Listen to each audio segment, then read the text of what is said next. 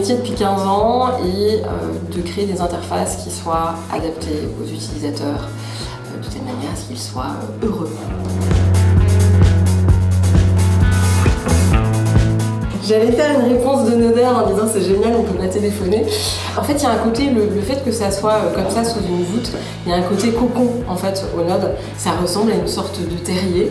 On nous a longtemps appelé, je crois, des bactéries ou un truc comme ça. Ce qui est hyper intéressant en fait dans le Node, c'est surtout son évolution et les gens que ça a accueilli. Pour avoir passé 6 ans au conseil d'administration, qu'est-ce qu'on s'est posé de questions sur c'est quoi les métiers du numérique, qui on accueille ici? Et la réponse à chaque fois qu'on a apporté, c'est en fait, qui veut venir, vient en fait. Et Akinum a toujours été comme ça, et le Node aussi, c'est quelque chose qui structure en marchant. Je pense que c'est beaucoup plus proche d'ailleurs de la réalité des projets. On ne sait jamais exactement où on va, et c'est pas grave si l'idée n'est pas claire, ça se construit au fur et à mesure. Et je pense que c'est ça qui est intéressant en fait dans le Node.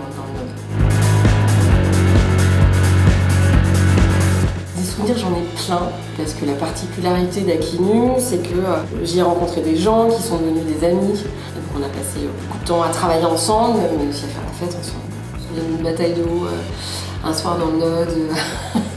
Je me souviens aussi du Launchpad avec Google.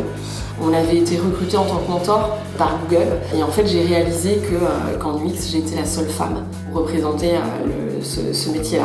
Heureusement, les choses ont bien changé, parce qu'à l'époque, on était un tout petit noyau du UX à Bordeaux. J'ai formé en fait la nouvelle génération du UX. Et aujourd'hui, ils sont très nombreux.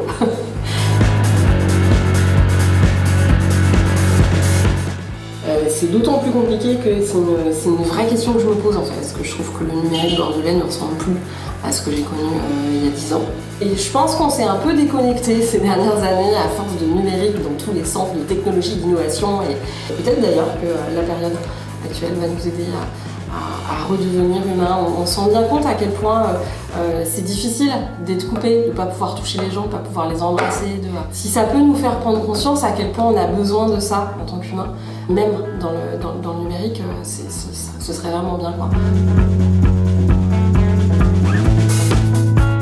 La plupart du temps, les gens qui posent ce genre de questions en disant voilà, ça serait quoi le conseil, en fait, ce sont des gens qui sont encore en attente et qui ne sont pas en mouvement. En fait, vas-y, lance-toi, il y a tout à faire, il y a de la place pour tout le monde, peu importe que tu aies fait un bac S, un bac L, il y a plein de métiers différents. Voilà, si le secteur t'intéresse, vas-y.